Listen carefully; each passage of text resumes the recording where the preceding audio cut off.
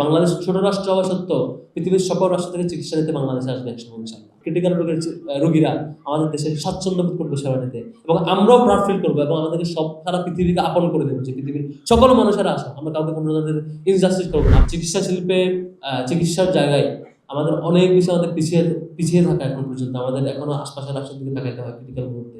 এখনো আবার পরে দেখি যে আমাদের অনেক ভালো ভালো ডাক্তাররা দেশের বাইরে আছেন, বিভিন্ন জায়গায় সেবা দিচ্ছেন। প্রায় সবকটা দেশে যেগুলো ভালো চিকিৎসা, সবকটা দেশে বাংলাদেশিরা আছেন, তারা চিকিৎসা দিচ্ছেন ভালো ভালো চিকিৎসক এখানে। বাংলাদেশে হয়তো কমফোর্ট ফিল করছেন না, তো পলিটিক্যাল কারণে হোক, যে কারণে হোক, আর্থিক কারণে হোক, কিন্তু বিনীত অনুরোধ থাকবে যে দেশের প্রতি নিশ্চয়ই আপনারা ভালোবাসেন, দেশের কল্যাণ চান। যেমন খালিদ ভাই যেমন করে একটা বিশেষ এজেন্ডা, বিশেষ সেক্টরে তিনি রোল প্লে করছেন, এবং উনি এখানে আমার মতে বেশ বস ভূমিকা রাখছেন আলহামদুলিল্লাহ। উনি যেখানে চিকিৎসা দেন এবং সকল পর্যায়ে রোগীরা তাকে চিকিৎসা দেন, একটা সেক্টর। আরো অনেক সেক্টর আমরা দেখেছি যে বিভিন্ন ডাক্তাররা সাহসের সাথে ভূমিকা রাখছেন। আপনাদের মধ্যে বিনীত অনুরোধ থাকবে বাংলাদেশের চিকিৎসার যে সেক্টর, সেই সেক্টরটা একটু আগলে ধরবেন শক্ত করে। আমরা দেখতে চাই যে এই তরুণরা, আপনারা পারবেন, আশা করি আপনারা পারবেন। আমাদের এই প্রজন্ম যেমন রক্ত দিয়ে এই ফেসিবাদ মুক্ত করেছে, হয়তো ডেভেলপমেন্ট এখন আমরা নিশ্চিত করতে পারি না, বাকি ডেভেলপমেন্ট আপনারা পারবেন। আপনারা যদি পথ দেখান, আপনার বহু জায়গায় আপনারা পথ দেখিয়েছেন অলরেডি, বহু জায়গাতে দেখিয়েছেন। একটা জায়গায় পথ দেখাতে পারলে আমরা সময় দেখতে চাই বাংলাদেশ ছোট রাষ্ট্র হওয়া সত্ত্বেও পৃথিবীর সকল রাষ্ট্র থেকে চিকিৎসা নিতে বাংলাদেশে আসবে একসময় ইনশাল্লাহ। আসবে ইনশাল্লাহ সময়। বাংলাদেশ ছোট রাষ্ট্র হওয়া সত্ত্বেও আশপাশে তারা দখল করতে চাই, আশপাশের আমাদের বন্ধুপ্রতিম রাষ্ট্র বলে যারা পরিচিত দখল করতে চাই। আমরা হয়তো ওখানে চিকিৎসা নিতে চাই কেউ এখনো, আমরা দেখবো হয়তো 10-15 বছর পরে তারা সহ আশপাশের সকল রাষ্ট্র থেকে ক্রিটিক্যাল রোগীরা আমাদের দেশে স্বাচ্ছন্দ্য বোধ করবে সেবা নিতে, এবং আমরাও প্রাউড ফিল করবো এবং আমাদেরকে সব সারা পৃথিবীকে আপন করে দেবো যে পৃথিবীর সকল মানুষেরা আসো, আমরা কাউকে কোনো ধরনের ইনজাস্টিস করবো না। আপনারা সবাই লিড দেবেন ইনশাআল্লাহ, আমরা পারবো। আমাদের এই প্রজন্ম, আমরা এই বাংলাদেশকে চেঞ্জ করতে চাই। আমাদের এই প্রজন্ম, আমরা যখন দেখি আমরা এই প্রজন্ম রক্ত দিয়ে বাংলাদেশকে স্বাধীন করেছি, নতুনভাবে ফেসিবাদ মুক্ত করেছি, জুলাই সনদ আদার্স সবকিছু নিয়ে আবার বাটপারি হয়, মুরব্বীরা এসে এগুলো আবার বাটপারি করে, সিনিয়ররা এসে। আমরা এটা এখন আবার ট্যাকেল দিতে পারছি না।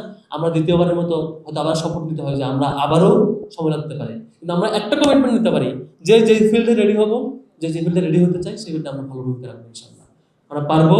আমি ছাত্র শিবিরকে বিনীত অনুরোধ করবো, বিশেষ করে মেডিকেল শাখাকে, বিশ্ববিদ্যালয়ের শিক্ষার্থীরা আপনার সাথে দ্বিমত করতে পারে এবং প্রচন্ড বিরোধিতা করতে পারে, কিন্তু তারা বিশ্ববিদ্যালয়ের শিক্ষার্থী, মেডিকেলের শিক্ষার্থী। তাদের প্রত্যেকের ক্যারিয়ারে যে কোনো কাজে সহযোগিতা করাটা মেডিকেল শাখার দায়িত্ব, তারা আশা করি দায়িত্ব পালন করবে। আমরা এটা ঘোষণা দিতে চাই, আপনি ছাত্র শিবিরের সাথে করবেন, এটা আমরা ওয়েলকাম করবো। আপনার দ্বিমতটাই আমাকে সমৃদ্ধ করবে। আপনি প্রচন্ড বিরোধিতা করবেন, আপনার বিরোধিতা আমাকে সমৃদ্ধ করবে। আজকের এই আয়োজনের সফলতা কখনোই এটা না যেখানে যারা উপস্থিত হয়েছেন সবাই শিবির করা শুরু করলেন, এটা আয়োজনের সফলতা না।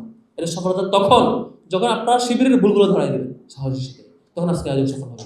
এই আয়োজন তখন সফল হবে যখন আমরা ভুল পথে গেলে আপনারা আটকায় দেবেন।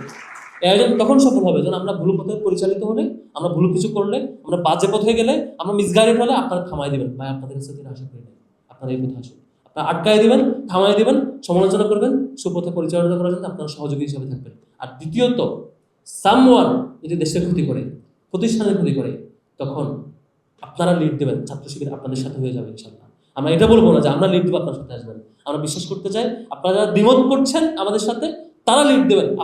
আমরা আপনাদের সঙ্গী হয়ে সকল ধরনের অন্যায়ের বিরুদ্ধে গণবিপ্লব কিংবা শিক্ষার্থীদের আন্দোলন কিংবা ছোট পরিসর আন্দোলন কিংবা অন্তর দিয়ে ঘৃণা করার যে আন্দোলন, অন্তত মুখে প্রতিবাদ করার আন্দোলন, অথবা সর্বোচ্চ পেশি শক্তি দিয়ে প্রতিরোধ করে, এই যে একটু আগে কয়েকদিন আগে যেটা করেছেন সেটা করে হলো যে কোনো মূল্যে সবকিছু আমরা ঢুকে দিতে চাই। আমরা একটা জায়গায় জিরো টলারেন্স থাকবো ভাই, যে মতেরই হোক, যে দলেরই হোক, বিশ্ববিদ্যালয়গুলো, ক্যাম্পাসগুলো কারো দখল হইতে দিব না ইনশাআল্লাহ। যেভাবে হোক না কেন এর মধ্যে আমরা এক থাকবো, আমরা পারবো তো ইনশাআল্লাহ। এবং এটাও কথা দেয়, শিবির যদি দখল করতে চান আপনারা তার বিরুদ্ধে দাঁড়াবেন তো ইনশাআল্লাহ। শিবির যদি দখল করতে চান আপনারা তার বিরুদ্ধে দাঁড়াবেন তো ইনশাআল্লাহ। আর যদি অন্য দল দখল করতে চায় শিবিরের সাথে, তাদের বিরুদ্ধে আপনারা থাকবেন তো ইনশাআল্লাহ।